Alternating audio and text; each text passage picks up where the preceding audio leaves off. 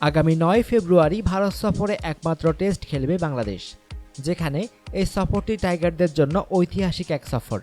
কারণ দ্বিপাক্ষিক সিরিজ খেলতে এবারই প্রথম প্রতিবেশী দেশটিতে যাচ্ছে মুশফিক সাকিবরা। টেস্টের আগে আবহাওয়ার সঙ্গে মানিয়ে নিতে একটি প্রস্তুতি ম্যাচও খেলবে বাংলাদেশ। প্রতিটি দলের জন্যই বিশ্ব ক্রিকেটে বাংলাদেশ এখন শক্ত প্রতিপক্ষ, জয় পেতে পারে যে কারো বিপক্ষে। এমনটি মেনে টাইগারদের খাটো করে দেখার কোনো কারণ দেখছেন না ভারতীয় top order batsman Cheteshwar Pujara গত বছর ঘরের মাঠে ৮টি টেস্ট খেলেছেন, যেখানে প্রায় ৬০ গড়ে করেছেন ৭৭৪ রান।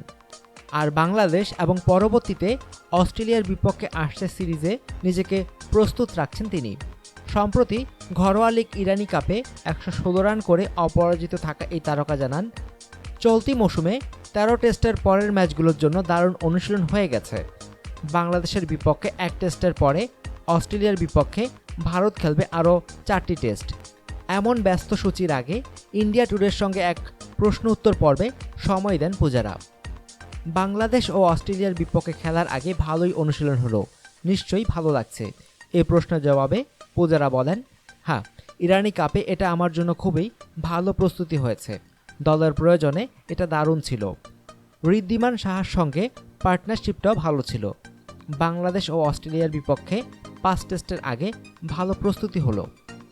বাংলাদেশের বিপক্ষে পরবর্তী টেস্ট নিয়ে কি ভাবছেন, যেখানে বাংলাদেশ ও ভারতের কন্ডিশন প্রায় একই?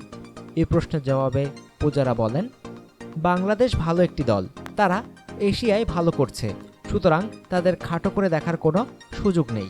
তবে একই সময় আমাদের বোলাররাও ভালো করছে। আমাদের ফাস্ট বোলার, স্পিনার ও লোয়ার মিডল অর্ডার অবদান রাখছে। যদি আমরা একইভাবে খেলে যেতে পারি তবে তাদের হারাতে পারবো। বাংলাদেশের পরে অস্ট্রেলিয়া আসছে, তারা টেস্ট ক্রিকেটে এখন একটু বাজে সময় কাটাচ্ছে। ভারত কি এর সুযোগ নেবে? এই প্রশ্নের জবাবে পূজারা বলেন, দেখুন, অস্ট্রেলিয়াকে অবমূল্যায়ন করা যাবে না। তারা ঘরের মাঠে ভালো খেলে, আর আমরাও এখানে সেই সুযোগটা নেব। তবে তারা সবসময় পরিকল্পনা নিয়ে চলে, তবে আমরাও শতভাগ ঢেলে দেব।